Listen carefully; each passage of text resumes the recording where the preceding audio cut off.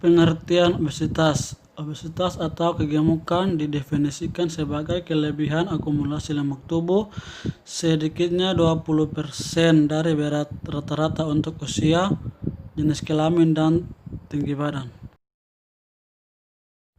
Klasifikasi obesitas digolongkan menjadi 3 kelompok sebagai berikut. 1.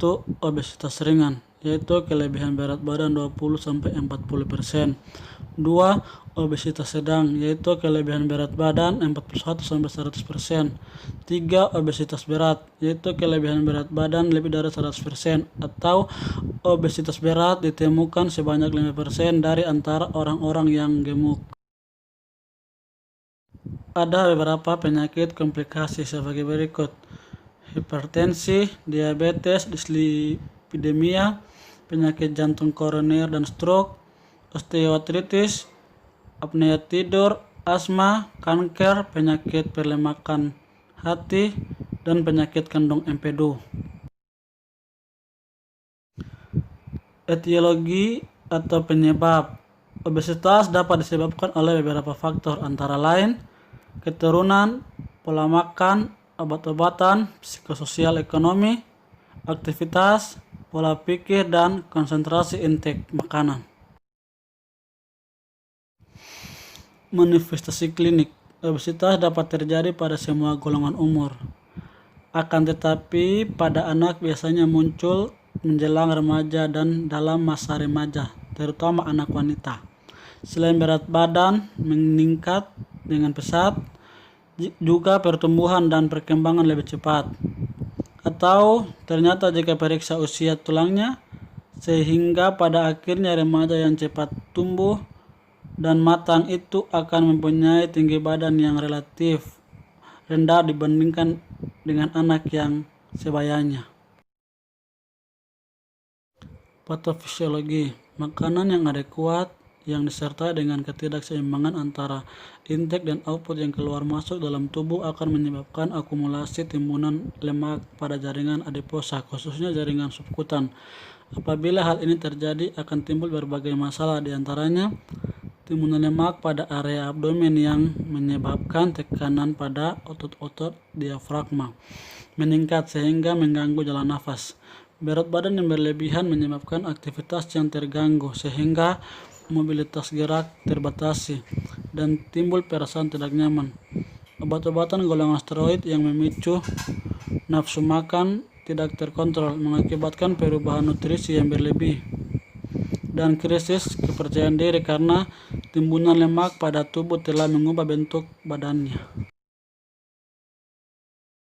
Konsep asuhan keperawatan dengan obesitas. A. Pengkajian. Pengkajian terdiri dari identitas pasien, riwayat kesehatan, pemeriksaan fisik, pemeriksaan penunjang, dan pola fungsi kesehatan. Diagnosa keperawatan yang mungkin muncul. 1. Perubahan nutrisi lebih dari kebutuhan tubuh yang berhubungan dengan intake makanan yang lebih. 2. Gangguan pencitraan diri yang berhubungan dengan biofisika atau psikososial pandangan terhadap diri. 3. Hambatan interaksi sosial yang berhubungan dengan ungkapan atau tampak tidak nyaman dalam situasi sosial. 4. Pola napas tidak efektif yang berhubungan dengan penurunan ekspansi paru, nyeri ansietas, kelemahan, dan obstruksi trakeobronkial. C. Perencanaan. Diagnosa 1. Perubahan nutrisi lebih dari kebutuhan tubuh yang berhubungan dengan intake makanan yang lebih. Tujuan, kebutuhan nutrisi kembali normal. Kriteria hasil, perubahan pola makan dan keterlibatan individu dalam program latihan menunjukkan penurunan berat badan. Intervensi. 1. Kaji penyebab kegemukan dan buat rencana makan dengan pasien. 2. Timbang berat badan secara periodik. 3. Tentukan berat badan, aktivitas, dan rencana program latihan diet. 4. Kolaborasi dengan ahli gizi untuk menentukan kebutuhan kalori dan nutrisi untuk penurunan berat badan. 5. Kolaborasi dengan dokter dalam pemberian obat penekan nafsu makan. Rasional. 1. mengidentifikasi atau mempengaruhi penentuan intervensi. 2. Memberikan informasi tentang keefektifan program. 3. Mendorong pasien untuk menyusun tujuan lebih nyata dan sesuai dengan rencana. 4. Kalori dan nutrisi terpenuhi secara normal. 5. Penurunan berat badan. Diagnosa 2. Gangguan pencitraan diri berhubungan dengan biofisika atau psikososial. Pandangan pasien terhadap diri. Tujuan: menyatakan gambaran diri lebih nyata. Kriteria hasil menunjukkan beberapa penerimaan diri dari pandangan idealisme, mengakui individu yang mempunyai tanggung jawab sendiri. Intervensi 1. Beri privasi kepada pasien selama perawatan. 2. Diskusikan dengan pasien tentang pandangan menjadi gemuk dan apa artinya bagi pasien tersebut. 3. Waspadai mitos pasien atau orang terdekat. 4. Tingkatkan komunikasi terbuka dengan pasien untuk menghindari kritik. 5. Waspadai makan berlebih. 6. Kolaborasi dengan kelompok terapi. Berikut rasional. 1. Individu biasanya sensitif terhadap tubuhnya sendiri. 2. Pasien mengungkapkan beban psikologisnya.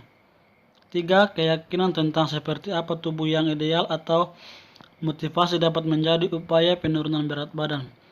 4. Meningkatkan rasa kontrol dan meningkatkan rasa ingin menyelesaikan masalahnya. 5. Pola makan terjaga.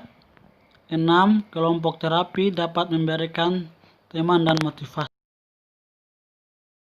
Diagnosa 3. Hambatan interaksi sosial berhubungan dengan ungkapan atau tampak tidak nyaman dalam situasi sosial. Tujuan: mengungkapkan kesadaran adanya perasaan yang menyebabkan interaksi sosial yang buruk. Kriteria hasil menunjukkan peningkatan perubahan positif dalam perilaku sosial dan interpersonal. Intervensi 1.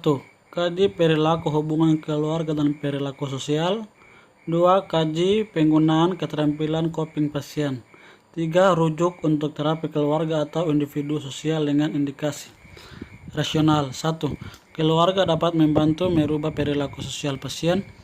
2. Mekanisme coping yang baik dapat melindungi pasien dari perasaan kesepian, isolasi.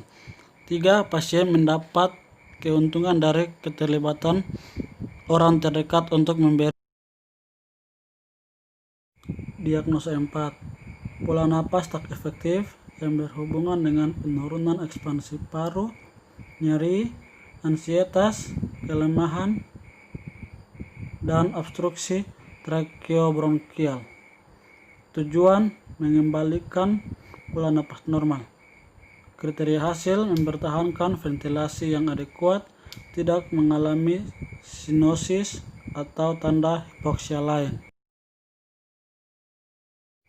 Intervensi 1. Awasi auskultasi bunyi napas. 2. Tinggikan kepala tempat tidur 30 derajat. 3. Bantu lakukan napas dalam, batuk menekan insisi. 4. Ubah posisi secara periodik. 5. Berikan O2 tambahan atau alat pernapasan lain. Rasional 1. Pernapasan mengorok atau pengaruh anestesi menurunkan ventilasi.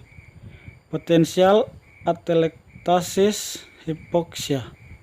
2. Mendorong pengembangan diafragma sehingga ekspansi paru optimal. Pasien lebih nyaman. 3. Ekspansi paru maksimal. Pembersihan jalan napas. Risiko atelektasis minimal. 4. Memaksimalkan sediaan O2 untuk pertukaran dan penurunan kerja napas.